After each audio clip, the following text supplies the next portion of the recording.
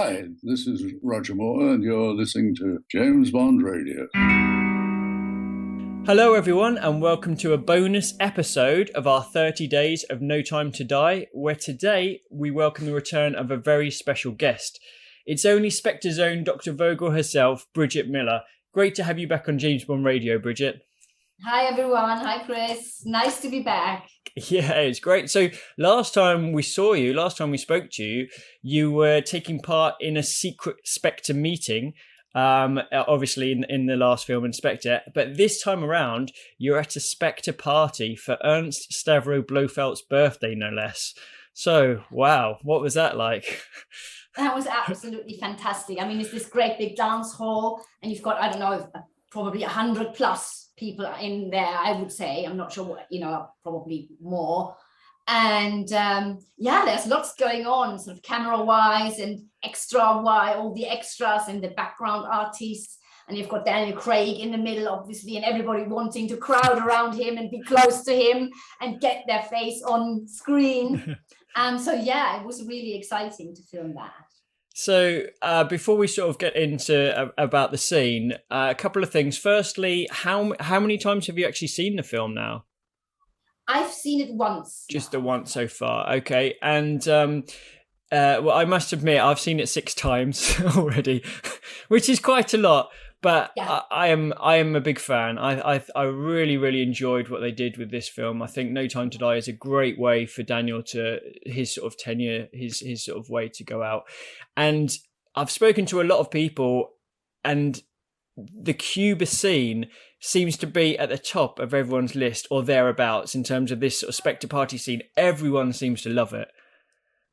Yeah, I'm surprised, actually. That is something that really surprises me, because there are lots of really good action scenes in that movie that could have been the scene that become the classic sort of No Time to Die Bond scene that people love. Yeah, well, this one is right up there, definitely.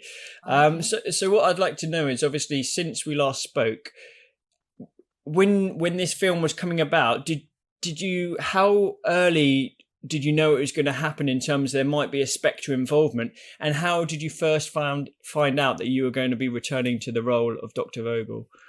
It's really funny that you're asking that, because I was actually on a train from, was it Cornwall back to London? I think I've been on holiday, and I was on the train. I got an email from the casting director, Davi McWilliams, saying, would I be interested in coming back? And I was like, yes, of course, I'd love to come back. And so I emailed her and said, oh yeah, I'd absolutely love to. I'd be delighted to come back. And then she said, I think we'll be shooting in about 6 weeks, but I'll confirm that with you later. And that was July 2019, if I remember correctly. And then a few hours later, I got an email saying, sorry, Brigitte, we're not filming until October. And then obviously, you think, oh no. Was that so? That was on the same day they had a change. All on the same day. Yeah. Wow, that's crazy. I guess with everything going on, whether that was pandemic related or I think there's obviously been a lot of delays through filming as well as post filming in terms of the release.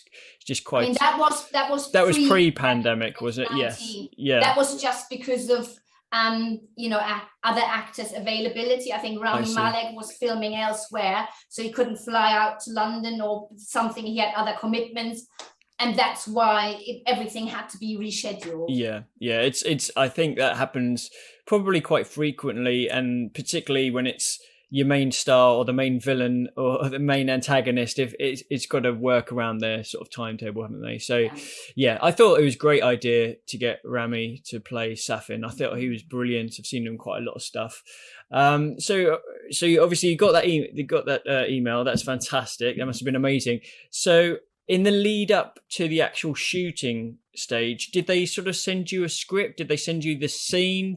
What sort of information did you get? You script with Bond. You only get your sides, and you only get your sides when you come on set to have your wardrobe and your hair and makeup sorted out, so that the hair and makeup artist can see what you're going to look like, and the wardrobe lady, they will decide what you wear. And that's when you get your sides. So I only got my sides about a week prior to shooting. Wow. So you didn't know anything about the story prior to then at all? No, nothing at all. Nothing Wow. at all. So that must be like sort of fascinating. So in the case of when they're sort of sorting a costume for you, obviously this is a party scene. Did you have any say in sort of the ones that you liked, or did they have something in particular that they wanted you to wear? Yeah, what we narrowed it down to 2 evening gowns, and one obviously is the black one that you see in the scene, and there was none that had my beady little eye on, which was green, because obviously I've got slightly sort of reddish hair with the green, and everybody's saying, oh wow, you know, that looks amazing. And I said, oh, can I wear the green one? And they said, well, let's check with the powers that be, and let's check with the big boss. And the big boss said it's gonna be the black evening gown, so it was the black evening gown. So, you know. And they didn't let you keep the green one for another time then? Sadly not, no. That's a bit of a shame. So that must have been fascinating. So obviously you've turned up, you get your sides. In terms of the sides, is it just within that scene, or do you get other people's dialogue within that scene, or is it just literally you get your scene, and obviously whatever other people say as well, but nothing else. You don't get any other scenes, you just get your scenes. That's it. So what were your first thoughts when you received these sides and had to read through it, and you saw it was going to be this sort of party? What were your first sort of thoughts?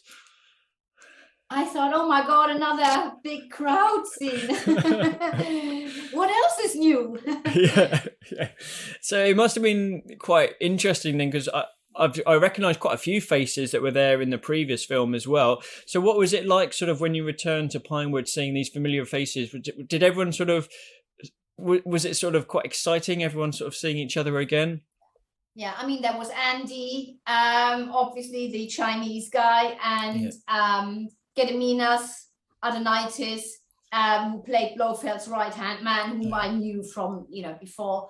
And we attended a couple of charity events to raise money for a hospital in London, and I met him there as well. So it was nice to see each other again, and obviously reconnect and have a chat. Yeah. Oh, that's brilliant. I love it when there's sort of a really nice rapport going on, and I think that kind of shows as well on the screen.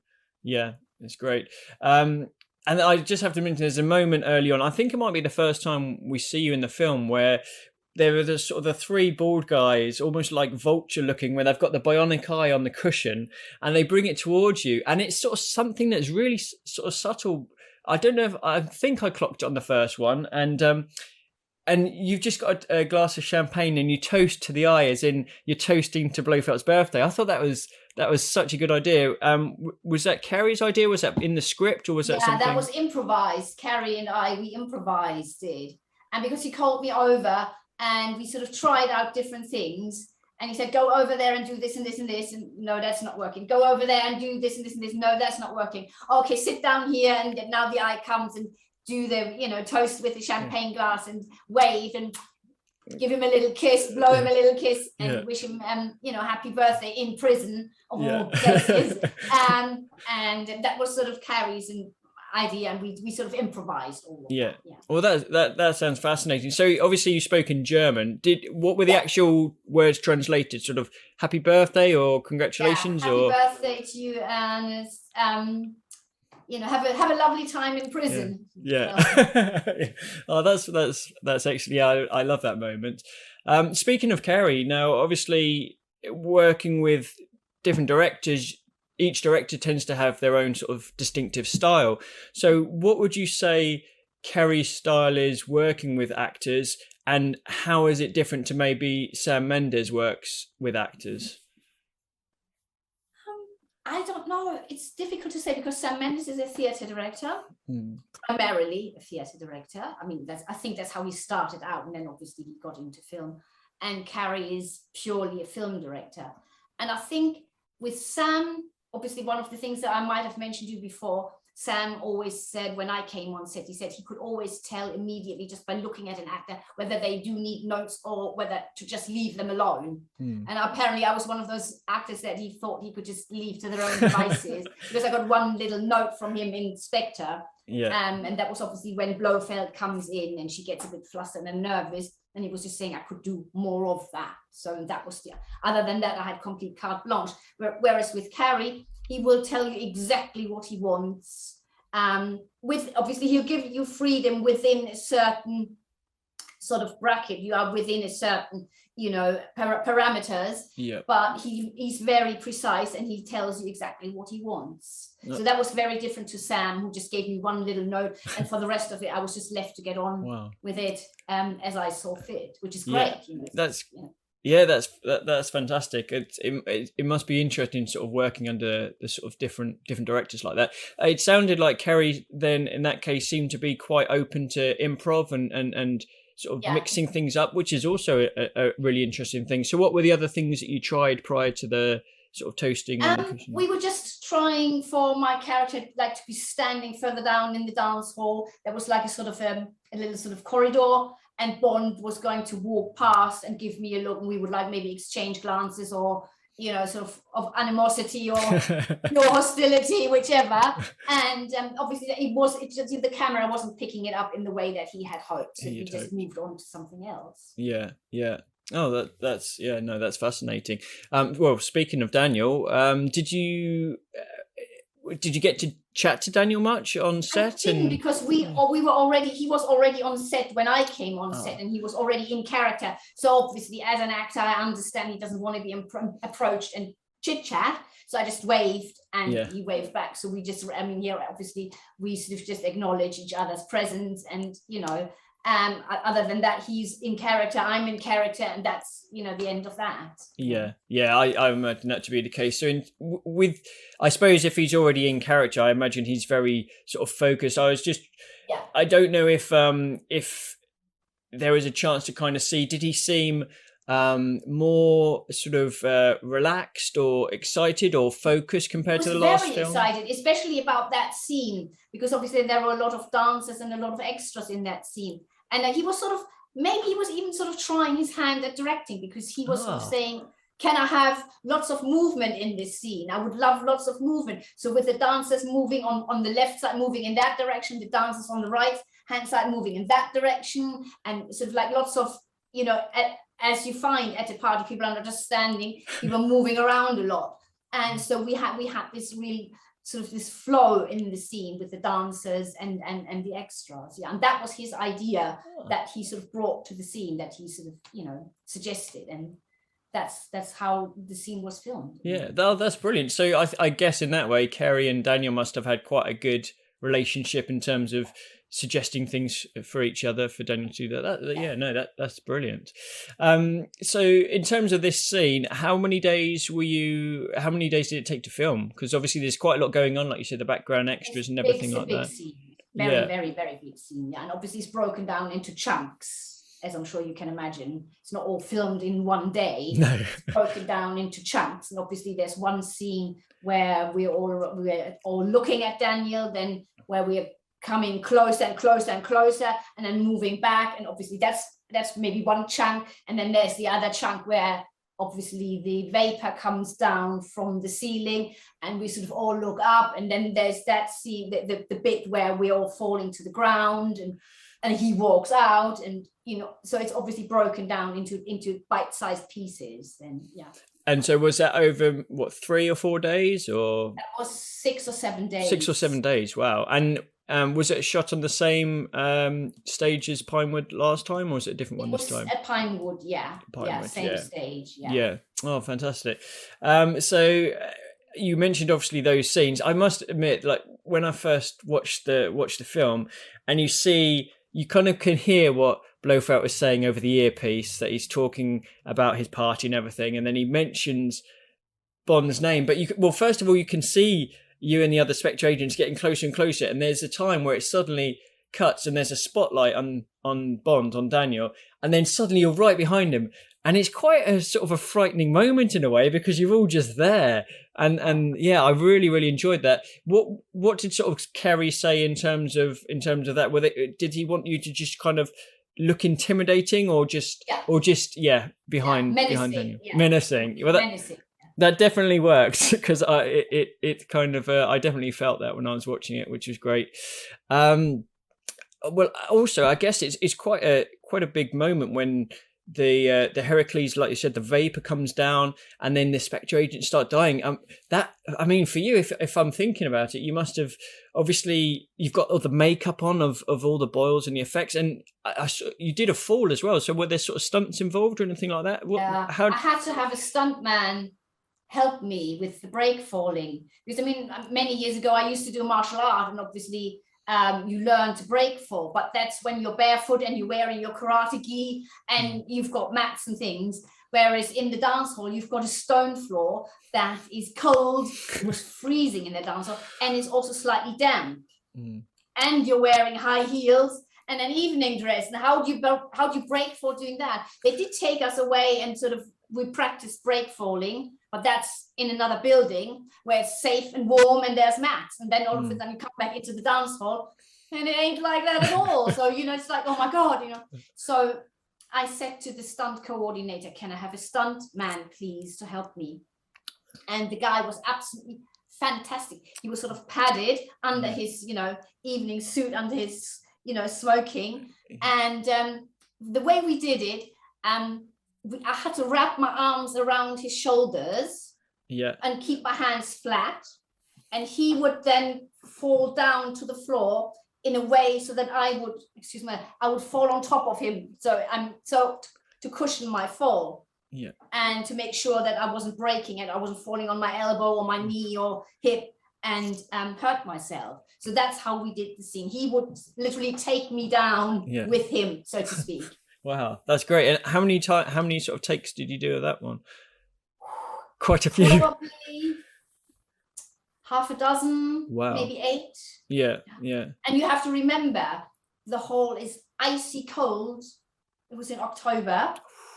There were no radiators, and the floor was damp. And you've got this cold, damp that sort of seeps into your body and into your bones. So you're really stiff and cold. And the last thing you want to do is fall onto the ground.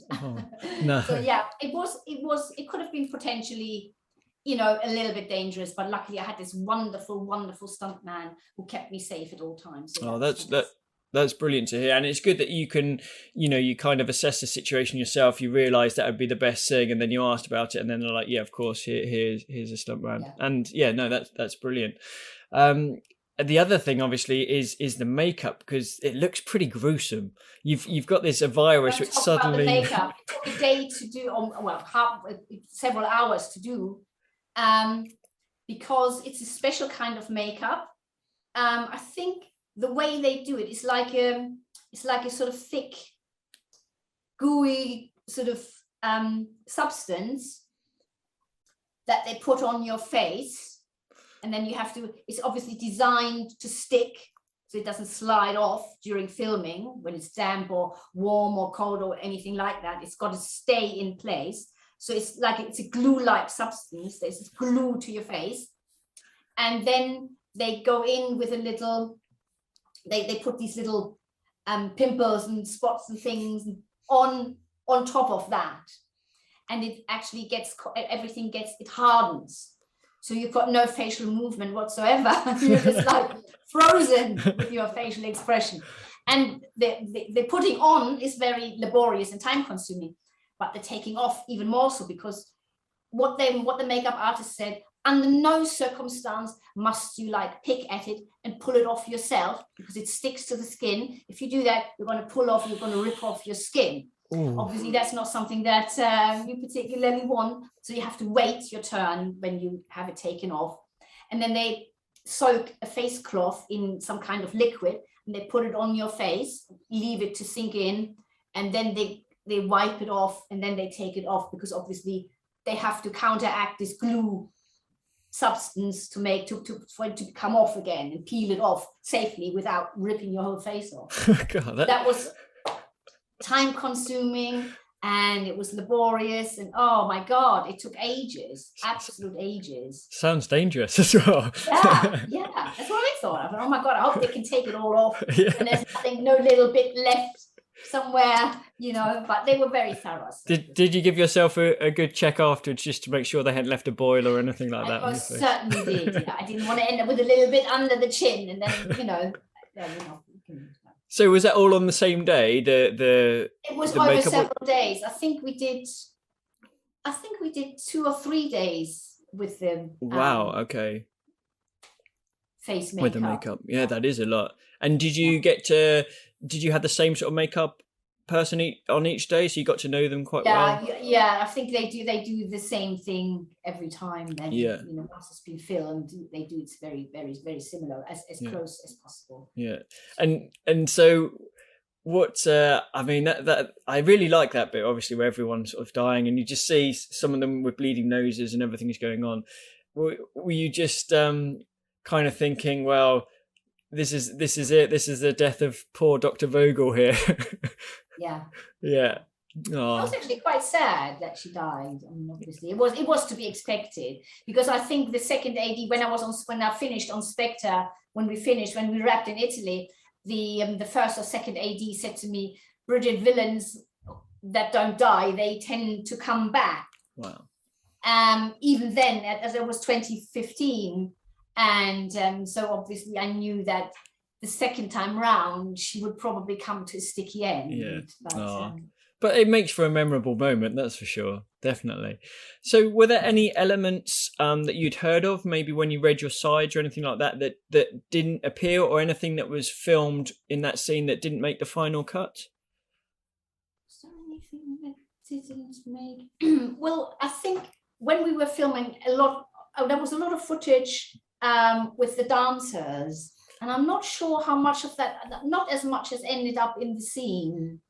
No. I think, I mean, you can see them sort of in the background, can't you? But they're not specifically focused on in the scene, but they did actually film the dancers a lot as well. They filmed quite a lot.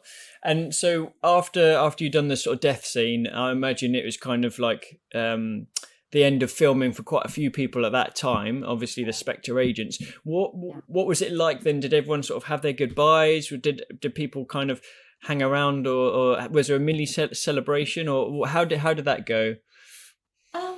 No, I think some of the extras were released on one day, and then some of the Spectre agents came back the next day just to wrap up a few things. Oh, yeah. And then we went home. So I think the Spectre agents stayed, I think, a little bit longer than the extras. The extras were let go earlier, and the Spectre agents stayed a little bit longer. There were a couple of bits and bobs to film, and then it was all finished. And then that's it. Oh, it's one of those things where you just want it to kind of continue, keep going. But did you? I think I might have asked you this for Spectre. Did you manage to keep or get any souvenirs from the film or anything like that at all? Take it all back. I mean, I was wearing my Spectre ring. Oh, but obviously they take all of that back. Yeah. The earrings and the Spectre ring and all the rest of it. Even the sort of boils on your face and stuff like that? Yeah, unfortunately the boils as well. Oh, no. Yeah. Obviously that all has to come off, and everything. But I think someone took a photo of us with all the face makeup great. On. I think I've got a photo floating around somewhere on my computer with all the, gruesome makeup on.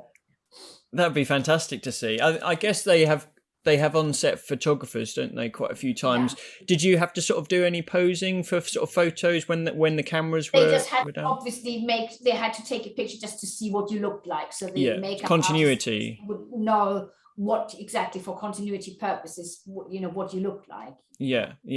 Oh, brilliant. Now, this is something that I only found out recently, and I don't know if you're aware, but do you know that Dr. Vogel appeared earlier in the film than the Spectre meeting scene? No. Right. Okay. So this is something that I literally found out this morning. I've got the making of No Time to Die book, and I was having a flick through, and do you remember the scene in Jamaica where Bond, he's kind of retired? Now, there's a part where he goes back to his villa, and there's like an old sort of a desk, and he presses a button on the side, and a drawer comes out where he sort of, it's just like a locked drawer where he puts his gun in there, and there's a little bit of paper about Franz Oberhaus and a couple of passports and stuff. In there's a photo of Dr. Vogel that he's got in his little desk. Oh my God, I didn't see that. Is that in the movie as well? Yeah, you can just see it in the movie. I'll have to double check because I only found out now, but I remember seeing a photo when I watched the movie, so it must be the same one. And it's in the making of. Oh my God! So I'll send you a photo of it after this. Oh, that would be amazing! Thank you so much. Yeah, and I just saw it and I thought, God, and I looked, and it was actually a photo of you when you were in your uniform from Spectre. So they'd used that as a photo. So obviously Dr. Vogel is on Bond's mind. He's obviously got Blofeld there and a few other things, but your character, Dr. Vogel, was clearly on his mind. He'd obviously sort of thought, right, she's part of this organization. I've got to sort of track her or find her. So I thought that was quite a cool little thing that I found out. Yeah. Although I have to be honest, between you and I, do you know what I would have loved? Go on, yeah. I wish they would have done a scene with Bond coming after me and taking me out himself. Oh, that would have been amazing. I would have loved that. That or would have maybe been great. Paloma or Nomi would have, Bond would have go and get her. Don't let her get away. And, they would come after me and like. Oh, that would be so good, actually. So you'd have sort of a lot of people being affected by it, but one or two managed to sort of run out of the room in time. Maybe she cottoned on to what's going on and quickly puts a little handkerchief or something over her mouth and turns around and tries to get away. Yeah. And Bond would just say, get her, Nomi, go and get her. Yeah. And she'd come and take me down. That would have been brilliant. That would have been amazing. Yeah. And did you suggest that to Kerry? If only. No. One is always wise afterwards, Yeah. Another thing that I realised was we've been doing quite a lot of sort of detailed look at the film, looking at various names. The club where the party takes place is called Club Nido, which apparently translates as the Nest. So it's like a nest of Spectre agents, which I thought was quite interesting. Wow. And with Dr. Vogel herself, the name Vogel is a translation of bird. Is that right? Yeah. That's what I heard. Yeah, that's correct. Absolutely. Yeah, and I think that's quite a nice little sort of. I think every name sort of has a connotation, and maybe she sort of, I don't know, the mother bird around the Spectre meeting or something like that. I thought, which was quite interesting. So there we are. You've been in Spectre and No Time to Die. So how does it feel having your own sort of part of Bond history, your character's appearance in two Bond films? I think it's incredible. I think it's great. Yeah, it's fantastic. I'm not sure how many female actresses, and females are in two Bond films. You probably know better than I do. Not many, and particularly with the same character, not many at all. So, yeah, and it is a part of Bond history. It's brilliant, fantastic, excellent. Because I think a couple of actors have come back. Some of them in the same role, and some in other roles. I'm not quite sure. Who Blofeld came back twice, didn't he? He's come back a few times as different characters in interpreting him. Obviously, the Christoph Waltz one is just in these two, but there's been a few different incarnations of Blofeld, so that's definitely one. But I think having the same character come back twice is fun. Yeah, it's brilliant. It's rare, yeah, it is rare. Yeah, definitely. Most of them die. Most of them get killed. So, they don't get a chance. No, that's true. So now, obviously, Bond, I guess that's your, in the past now, I guess, with Bond and everything like that. So looking to the future, what's next for Brigitte Millar? What's next for you in terms of sort of acting or career or whatever you want to do? I'm attached to 2 or 3 projects, waiting to obviously get the green light and waiting to get financed. So hopefully that's going to happen either later this year or at the beginning of next year. So that's something I'm looking forward to very much. Yeah. We'll keep our fingers crossed for you as well. Is that film or theatre or TV? It's film, film. Fantastic. It's nice to do something completely different, Yeah. Away from the world of terrorism and extortion and everything, like espionage. Yeah. You did mention actually that you went to sort of a gala screening of No Time to Die in Germany. So what was that like? That must have been quite a good night. It was a gala event. There was a jazz singer singing all the famous Bond songs. She did her interpretation of it. And that was really nice. And the German Bond author and Bond expert Danny Morgenstern. He did an interview with me, so we listened to a couple of Bond songs, and then we would chat about various Bond movies, and he'd point things out, and we just discuss all the ins and outs of all the Bond songs and how they fit the movie. And one of the things that I noticed, and I mean, let me know what you think. I noticed that the Bond songs have changed since Spectre with Sam Smith, that song, the Writings on the Wall, and now Billie Eilish's No Time to Die. It's a different type of Bond song. Would you I think so. Yeah, definitely. I think Skyfall was heading towards that way as well a little bit compared to the previous songs. But I think the last two are they've got a similar flavour, I think, in terms of this style, definitely. Exactly, And I think it kind of helps to kind of link those films together, because you've got the Spectre, you've got that link within it narratively, and maybe there is a conscious effort to make the songs have a similar feel as well to reflect that, perhaps, I think. And don't forget that obviously the flavour of the Bond movies has changed as well, because Daniel Craig's obviously taken the character and the franchise into the 21st century. So obviously there had to be a gradual shift. And I'm also thinking that maybe they're now looking at a younger audience to get someone in like Sam Smith and Billie Eilish, who are very sort of contemporary artists. Yeah, I totally agree. I think they'll probably continue down that avenue for future Bonds in terms of getting people that are relevant for the next sort of generation of Bond fans, I guess. Which brings up an interesting point. So where would you like to see Bond go next? Because obviously Daniel's films, they're kind of within their own universe in a way, in terms of he's had that character arc go throughout them, whereas before, for the majority, they've kind of been standalone films. But with the next lot of Bond films, what would you like to see them do? Have it quite different from Daniel's, or similar, or what would you like to see, Brigitte? Do you think that what I've heard? You let me know what you think. I've heard there are sort of two groups, so to speak. The fans are divided. Yeah. I think I'm just generalizing now. The slightly older generation would like to go back to the 60s and start over again. And then obviously there's the younger generation that wants to go into the 21st, 22nd, into the next century with it all.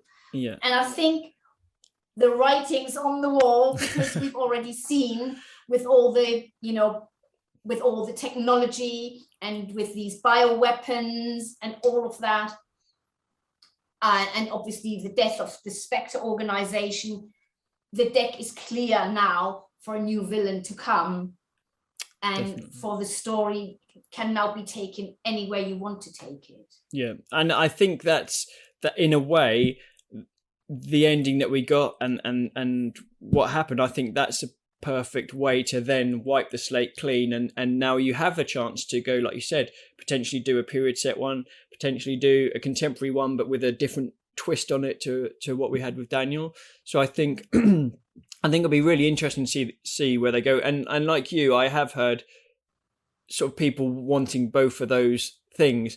So it'll be really interesting to see where they go.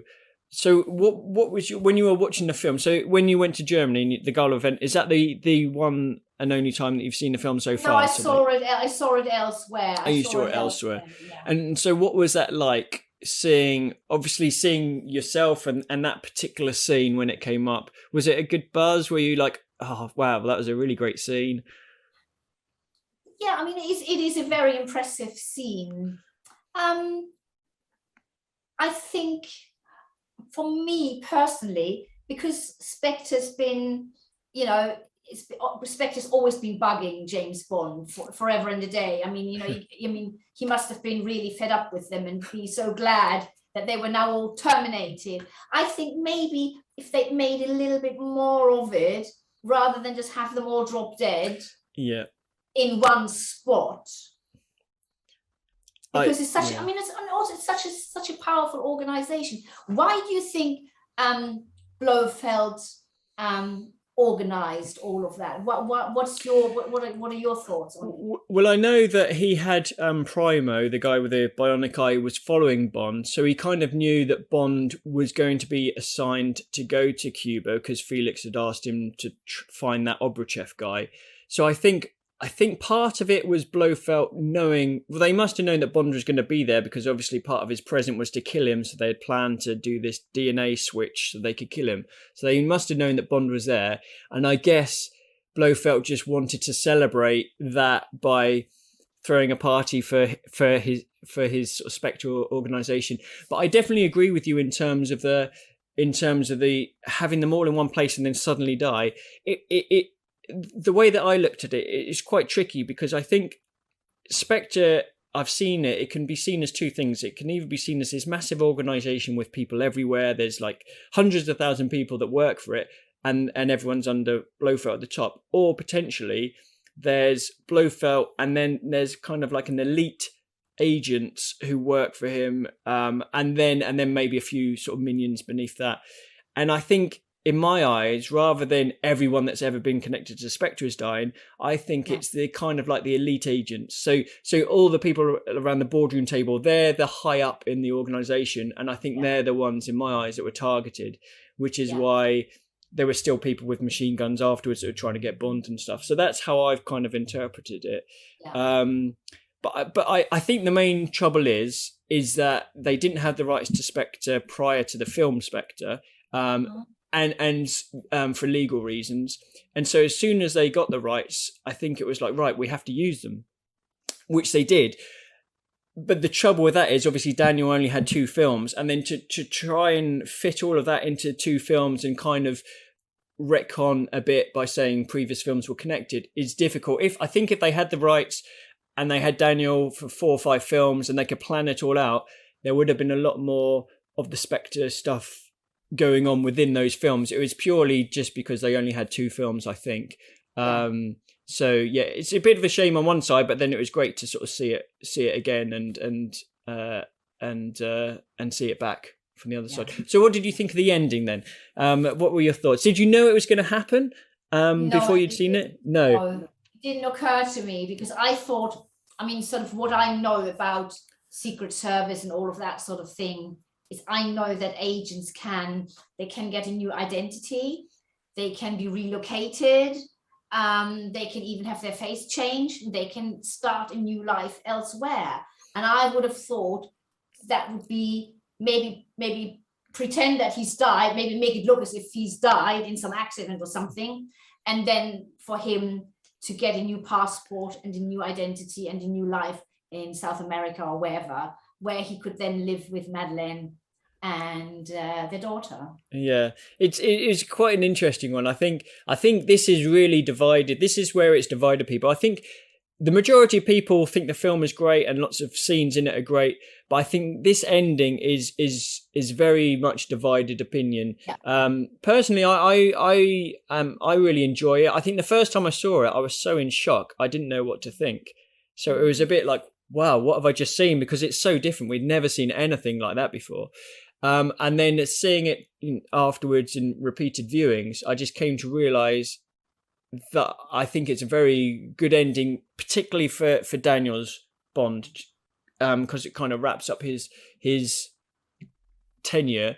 But equally, I know people that really aren't fans of it at all, and I can see why, because it is just something that's never been done before, and it's quite crazy. But yeah, I think there are a lot of people that are similar to you in terms of maybe if they'd shown him somehow sort of surviving or managing to just get away, but you don't quite see, so you don't quite know, or potentially he does get away and then he ends up and he's got the new identity, something like that would have been interesting. But it'll be a talking point for sure going over the years to come.